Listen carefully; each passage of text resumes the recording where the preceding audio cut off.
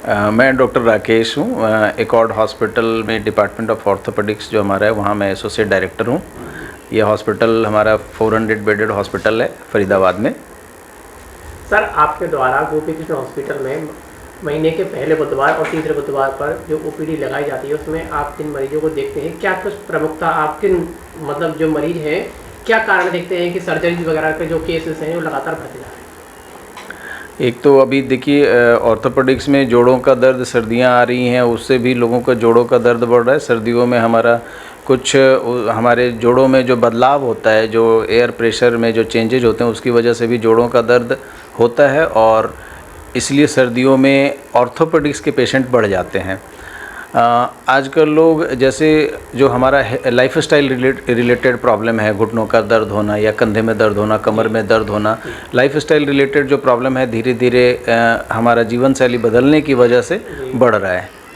Sir, हम ऐसे कौन से दैनिक जीवन में उपाय अपनाएं जिनसे कि हमें इन परेशानियों से बच सकें? देखिए 90% केसेस में तो हम अपने एक्टिविटी मॉडिफिकेशन से अपने प्रॉब्लम को सॉल्व कर सकते हैं। जैसे घुटने का दर्द है तो रेगुलर एक्सरसाइज करना या नी कैप पहनना, सडन चेंज ऑफ टेम्परेचर है उससे बचना चाहिए। जैसे सर्दी आ रही हैं तो थोड़ा अपने आप को गर्म रखें, regular mild to moderate exercise करें।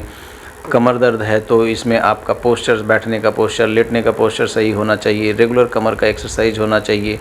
इस तरह से ज़्यादातर प्रॉब्लम को आप अपने एक्टिविटी को सही करके ठीक कर सकते हैं।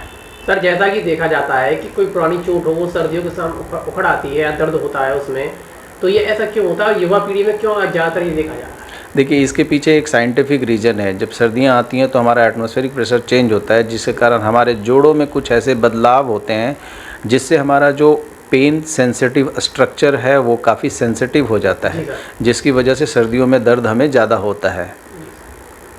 तो सर, आपके द्वारा ये जो first Wednesday and last third Wednesday पर लगाया जाता है ओपीडी, तो उसमें का मुख्य उद्देश्य क्या रहता है और लगभग कितने मरीज आप देखते हैं?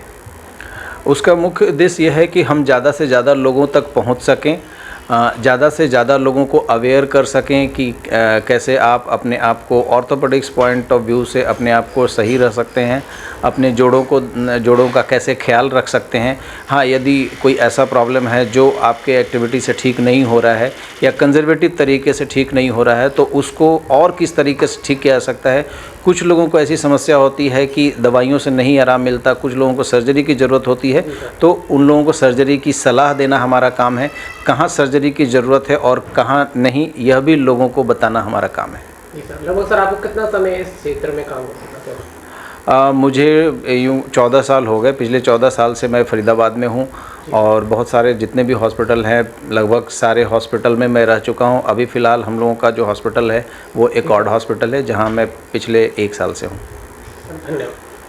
फिलिप्स एक ऐसा नाम जिसे जाने सारी दुनिया। शहर के प्रमुख बाजार होली गेट पर मौजूद अंतर्राष्ट्रीय ब्रांड फिलिप्स का नया शोरूम स्मार्ट लाइट हब, जिसमें मौजूद हैं आपके घर को सजाने के लिए हर प्रकार की लाइट्स। साथ ही यहाँ मौजूद स्मार्ट लाइट्स जिसे आप देश और विदेश से भी एलेक्सा व अन्य ऐप की मदद से ऑपरेट कर सकते हैं, जहाँ आपको मिलेंगी LED बल्ब से लेकर wall lights, waterproof lights, swimming pool lights और गार्डन लाइट और सैकड़ों नई नई डिजाइन की जूमर लाइट्स, और वह भी आकर्षक दामों पर।